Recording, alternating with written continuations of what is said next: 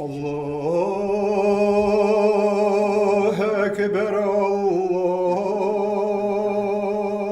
Ekber. Biz kelganda мәчеттә кичке азанга чакырып азан әйтә башлаганнар иде инде. Бүгенге азанны әлеге районда урнашкан социаль педагогика көллияты директоры, актив җәмәгать эшлеклесе Әсхат Абирахимов әйтә. Ни кызганыч, карантин булу сәбәпле намазга йөрүчеләрнең саны гына күпкә кимгән. Менә коронавирус вакытында кадәр 40-50 кеше монда җыела иде.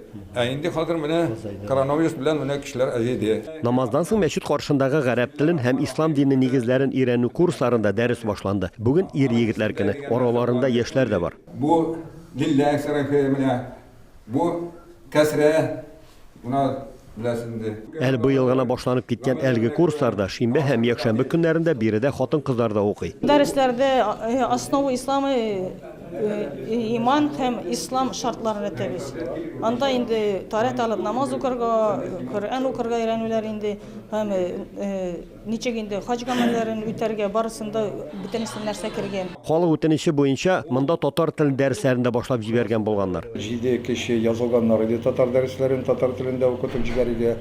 Ләкин балалары әти-әниләрсез килергә безгә ярамый хәзер. Әти-әниләре эштә булу сәбәпле ул укуларны кышкы каникулларга хәтле туктатып торырга туры килде. Намазлар укылып, дәресләр тәмамлангач, Ислам мәдәният үзәгенең 2нче залында район башлыгы Наил Юмакулов катнашында татар җәмәгатьчелеге җыелышы башланды. Бу районда яшәүчеләр әлеге бинаны бирүләрен сорап еллар дәвамында кайда гына мөрәҗәгать итмәгәннәр, кайсы гына ишекне какмаганнар, файдасы булмаган. Район башлыгы итеп Наил Юмакулов билгеләнгәч кенә без урыннан кузгала. Когда мы первый раз сюда пришли, здесь все было разгромлено, тепла нет, уюта нету, Электроэнергии нет, воды нету, значит, ничего не было все.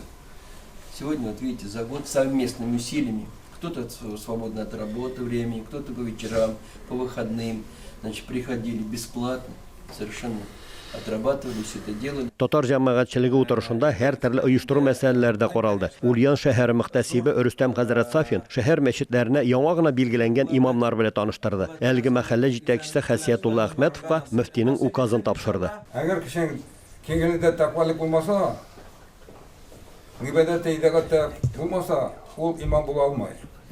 Тәкъвалык кирәк. Менә инде мин күп еллар мал артына кауладым. Ну, мал җанны тынычып гитмәү. Хәсиятулла хәзрәт Чувашстанда зак еллар башта совхоз директоры булып эшләгән. Аннары Ульяновскида эшмәкәрлек белән кәсеп иткән. Бүген ул Казандагы Мөхәммәдия мәдрәсәсенең соңгы курсында укый. Җәйгә диплом яклаячак. Татарларның шундый ук җыелышы шәһәрнең Идел аръягы районында да узды. Мәхәллә рәисе Рафаэль Нәҗметдинов ел дәвамында башкарылган эшләргә йомгак ясап, милли һәм дини эшләргә булышлык итүчеләргә бүләкләр тапшырды. Быел шәһәр мэриясе районның татар автономиясе үтенече буенча мәчет янәшәсенә кую өчен агач йорт алып биргән. Рафаэль хәзрәт сүзләренә караганда, әлеге йортта татарның көн күреше һәм кул эшләнмәләре музее булачак.